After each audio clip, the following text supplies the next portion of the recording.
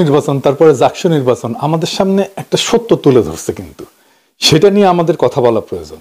2024-এ পুরা জাতি বৈষম্য বিরোধী ছাত্র আন্দোলন মানে বৈসা এর নেতৃত্বে হাসিনাকে জয় বাংলা করে দিল, উৎখাত করলো। বাংলাদেশের জনগণ তাদেরকেই নেতা বানাইছিল, তাদের নেতৃত্বে লড়াই করছিল। এরাই এনসিপি করলো, কিন্তু যার নেতা নাহিদ আর আক্তার। আর বৈষম্য বিরোধী ছাত্র আন্দোলন এনসিপির ছাত্র শাখায় রূপান্তরিত হইল এবং নাম নিল বাংলাদেশ গণতান্ত্রিক ছাত্র সংসদ বা বাকছাস। হাসিনা পলায়নের পরে তত্ত্বাবধায়ক সরকার কাদের নিয়ে তৈরি হবে, সরকারটা কেমন হবে, এই বিষয়ে মূল ভূমিকা রাখছে এই বৈষম্য বিরোধী ছাত্র আন্দোলনের ছাত্র নেতারা। তারাই ওয়াকারের সাথে নেগোসিয়েট করছে, ঘুটো গড়িছে, সাথে ছিল আসিফ নজরুল। ছাত্ররা যে সরকার বানাইছে তা প্রফেসর ইউনূস নিজেই স্বীকার করছে, তাই না? দেখেন, সরকারে 3 জন ছাত্র নেতা ঢুকলো, আসিফ, নাহিদ আর মাহফুজ। আমি এটা অ্যাপ্রিসিয়েট করছিলাম। আমি বলছিলাম এই ডায়াপার পরা বুড়া উপদেষ্টাগুলো না নিয়ে আরো ছাত্র নেওয়া উচিত। আমার আকাঙ্ক্ষা ছিল এই বিপ্লবের মধ্য থেকে উঠে আসা এক গুচ্ছ ছাত্র নেতা বাংলাদেশের ভবিষ্যৎ নেতৃত্ব দেবে, এর মধ্যে থেকে লিডার তৈরি হবে। তো যাই হোক, ছাত্ররা কেন সরকারে গেল? কারণ এই ছাত্র নেতারাই বিপ্লবের নেতৃত্ব দিচ্ছে, তাই না? তারাই ছাত্রদের নেতা, ছাত্র জনতার নেতা।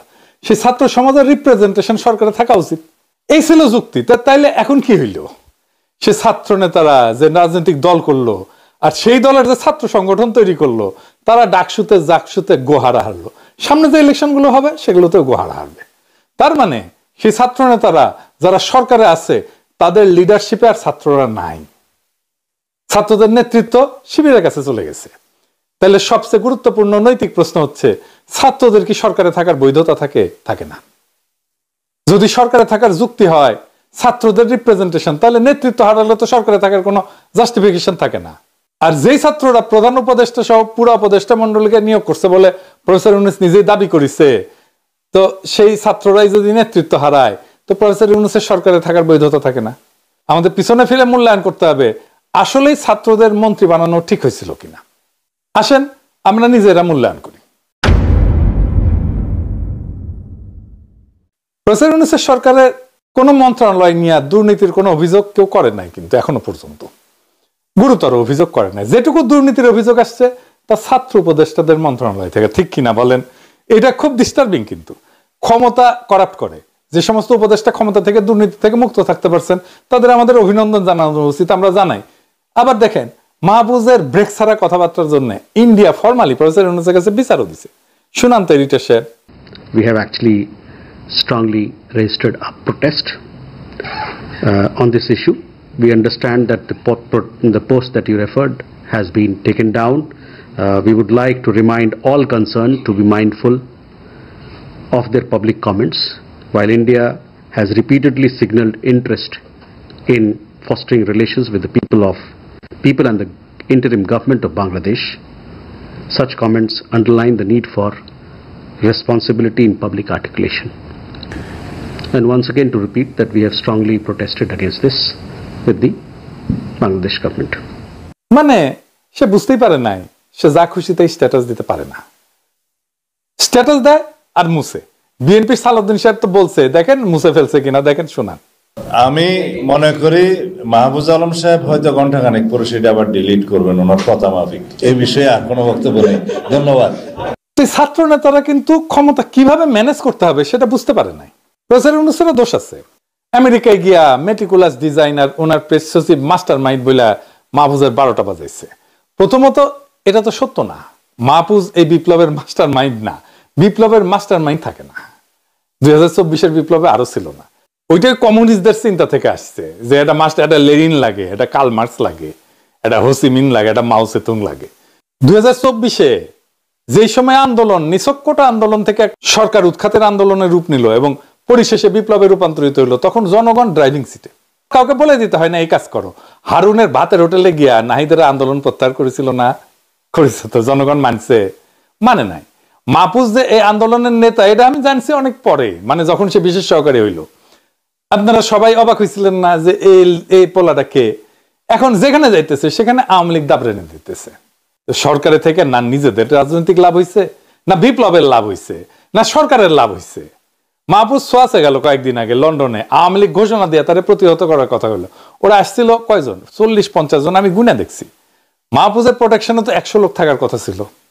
যারা বলবে যে মাহফুজ আসবে, তার সাথে যারা ঝামেলা করবে তাদেরকে আমরা প্রতিরোধ করব, তাদেরকে প্রতিহত করব, বলছে আমরা থাকবো, এরকম বলছে কেউ? তো সেই উৎসাহ নাই কেন লন্ডনবাসীর মধ্যে?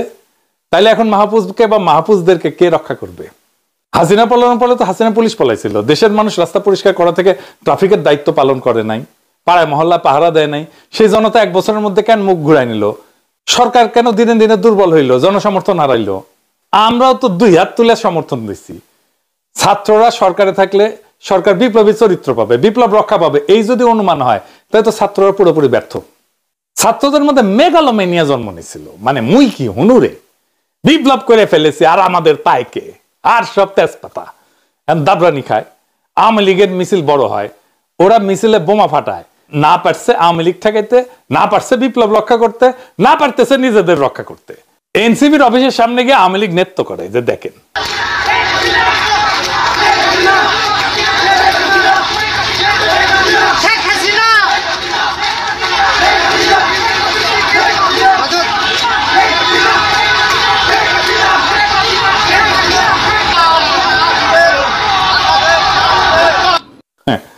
মানে একটা রাজনৈতিক দলের অফিসটা কোন জায়গায় করব, সেটারও একটা সায়েন্স আছে তো, সেটারও একটা হিসাব নিকাশ আছে তো।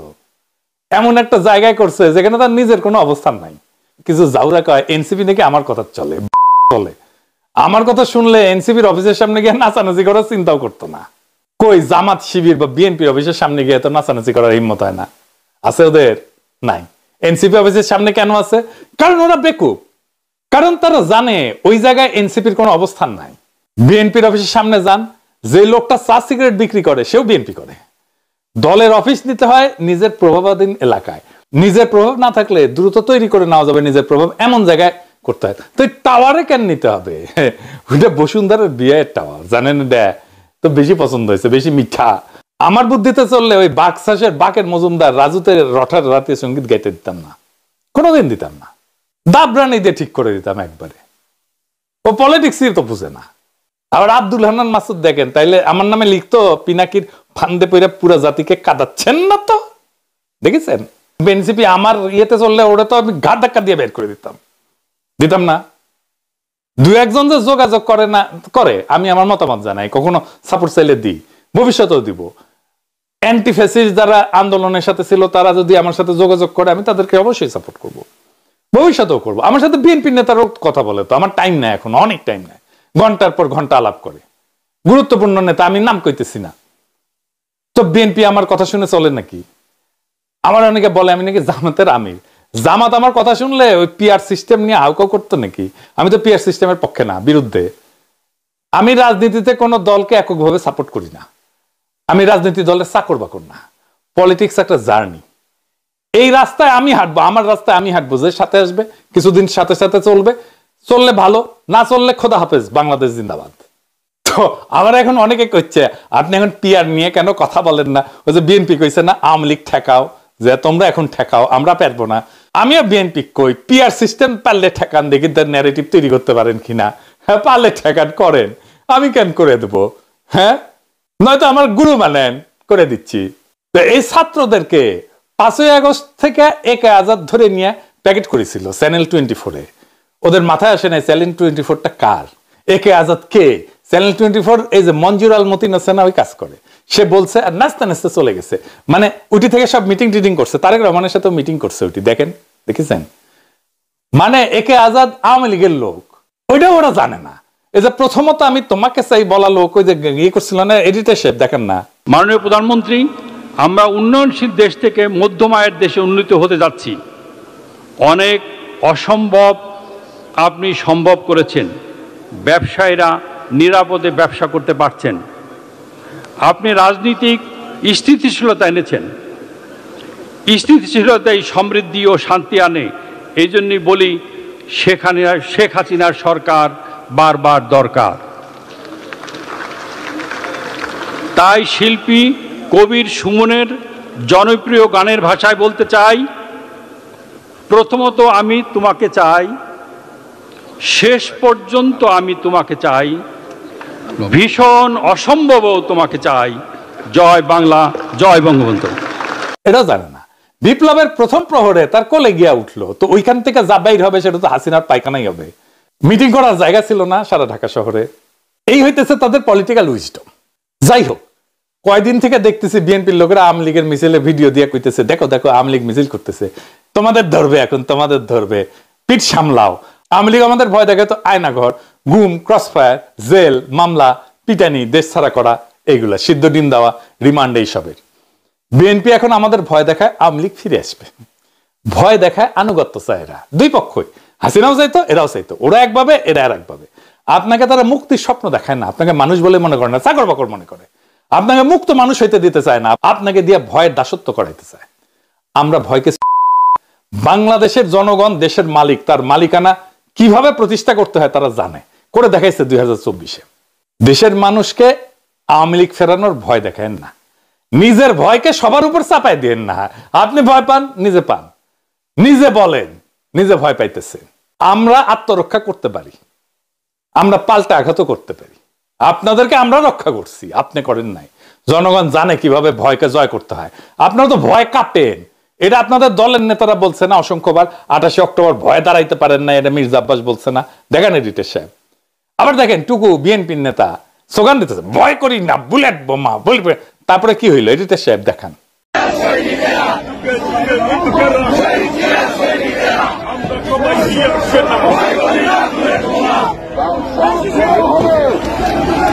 দেখেছেন কাপুরুষের মতো কর্মীদের ফেলায়, এইভাবে নেতারা পলায়। ইনকা ভিডিও আছে, হ্যাডম দেখায় না। ও আপনাদের হ্যাডম মেলা দেখেছে, পাবলিক জানে আপনাদের কত হ্যাডম, পাবলিক জানে। বালটা আছে আপনাদের শক্তি। রাজনীতি করতে শেখেন, ন্যারেটিভ বানাইতে শিখেন। এখন দেখি মেলা মানুষ ন্যারেটিভ করে আর কি, আমার কাছে শিখেছে ন্যারেটিভ। রাজনীতি আর দলবাজি এক জিনিস না। এরকম খাইস্তে মন মানসিকতার জন্য বিশ্ববিদ্যালয়গুলোতে গোহারা হাঁটতেছেন, তাও লজ্জা নাই, উপলব্ধি কোনোটাই নাই। আফসোস, এই প্রজন্ম নিজের জীবন বাজি রেখে গণ অভ্যুত্থান করছে, বিপ্লব করছে। কে কাকে বাঁচাবে সে ভয় দেখানোর দিন শেষ। ভারতীয় আধিপত্যবাদ এবং নিজেদের ক্ষমতা প্রশ্নে আমরা কাউকে নেতৃত্বের আসনে বসাইনি। মানুষ নিজেদের হিস্সা বুঝে নেবে। ওই যে মিছিলগুলা হইতেছে, এই মিছিল পুলিশের আর ওয়াকারের গার্ডে হইতেছে। দেখেন মিছিল দেখায়, পুলিশের আর আর্মির গাড়ি যাইতেছে পাশ দিয়ে। এডিটর সাহেব দেখান।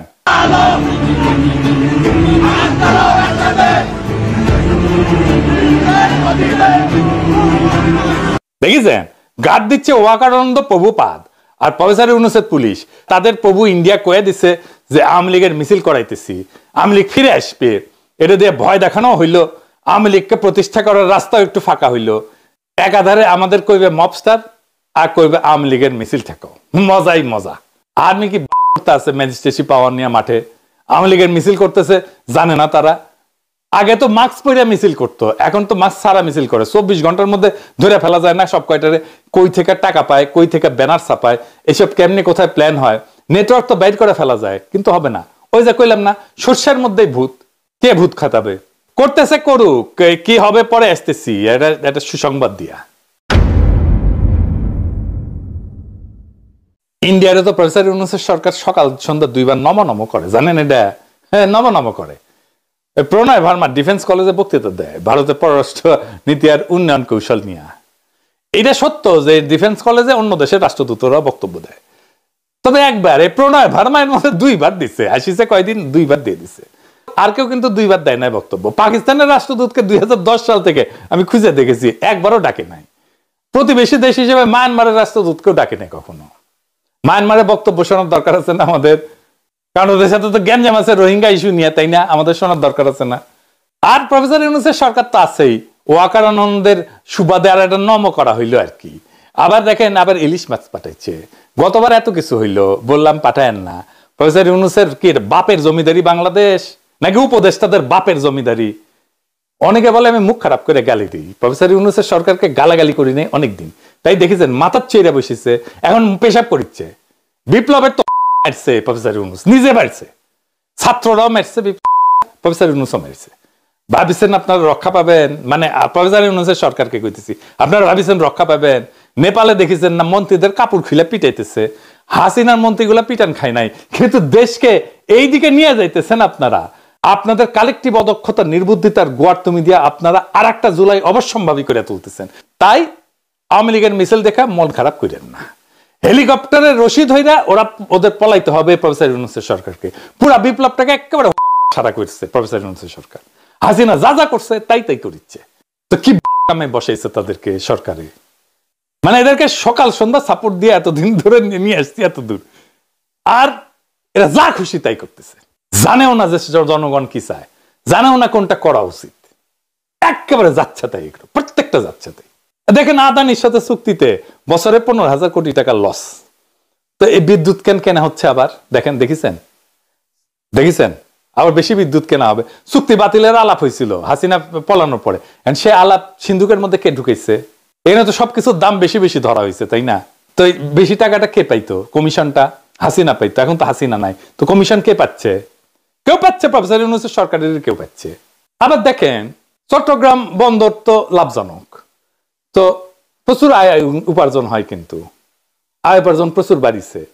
তো এইটা 86 সালের পরে প্রথম মাসুল 1,41% বৃদ্ধি করবে। কেন? টাকা কার জন্যে? জমিদারি নাকি আপনাদের? হ্যাঁ, জমিদারি আপনাদের। পাছার চামড়া তুলে দেবো কিন্তু একেবারে। এখন তুলতে পারবো না, এখন তো পুলিশ আর্মি নিয়ে সাথে নিয়ে গড়েন, পুলিশ আর্মি যখন থাকবে না পাছার চামড়া তুলে ফেলবো একেবারে। হাসিনাকে হটানো হয়েছে ইন্ডিয়া ইস্যু নিয়ে। ইন্ডিয়া ক্রমাগত শত্রুতা করে যাইতেছে। আমরা তো আপনাদের কাছে কিছু চাই না, কিছু পারছেন দিতে না পারবেন দিতে, চাইছি শুধু ইন্ডিয়ার সাথে বাংলাদেশের ইস্যুগুলো শক্তভাবে ডিল করেন। ইলিশ পাঠানো একটা ছোট কাজ, কিন্তু খুবই প্রতীকী বিষয়। না করছি কতবার, ভাবলাম একবার ভুল করিস আর করবে না, কিন্তু আবার আমাদের ইউটিউব চ্যানেলগুলো বন্ধ করে দিচ্ছে না ইন্ডিয়াতে। এইরকম শত্রুতা করে, রাষ্ট্রের সাথে রাষ্ট্রের স্বাভাবিক সম্পর্ক রাখতেছে না ইন্ডিয়া, কিন্তু এদের প্রেম যায় না ইন্ডিয়া প্রেম। এই প্রফেসর ইউনূস সরকারের অর্ধেক ইন্ডিয়ান লেসপেন্সার। কারা কারা লেসপেন্সার লিস্টি করে রাখছি, দেখে দিব সবাইকে। এই 1 নম্বর ইন্ডিয়ান লেসপেন্সার যে ওই যে তৌহিদানন্দ প্রভুপাদ, সিসি তৌহিদানন্দ প্রভুপাদ, 2 বার নম করে আসে মোদিকে যায়। তো এক অবিবাহিত মাইয়া কিছুদিন পর পর পেট বাঁধায়, তো তারপরে গিয়ে অ্যাবর্শন করে ফেলে, আর কানে ধরে বলে আর করবো না। তো তারপরে সালিশ বসেছে একদিন, মুরব্বীরা কইতেছে তোর সমস্যা কি, বারবার বলিস আর করবো না, তো পেট বাঁধাস কে, সমস্যা কি? তো মাইয়া কয় যে আমি তো না করতে পারি না। তো ইন্ডিয়া কিছু চাইলে প্রফেসর ইউনূসের সরকার না করতে পারে না, তো ভালোই তো, আমরাও ঠাপাইতে গাছের তুলে দেব। ওই গাছের থেকে হেলিকপ্টারের দড়ি ধরে ঝুলতে পলাবো তোরা। জাফট এইবার আবার যখন জুলাই হবে তখন ছোট বড় মাঝারি কোন ইন্ডিয়ান লেসপেন্সারকে আর ছাড়া হবে না। এইটা যেন মাথায় থাকে, কারণ বিপ্লব এখনো জিন্দা আছে, এটা সম্পূর্ণ হয় নাই। ওই বিপ্লব আবার হবে সম্পূর্ণ করার জন্য। ইনকিলাব জিন্দাবাদ।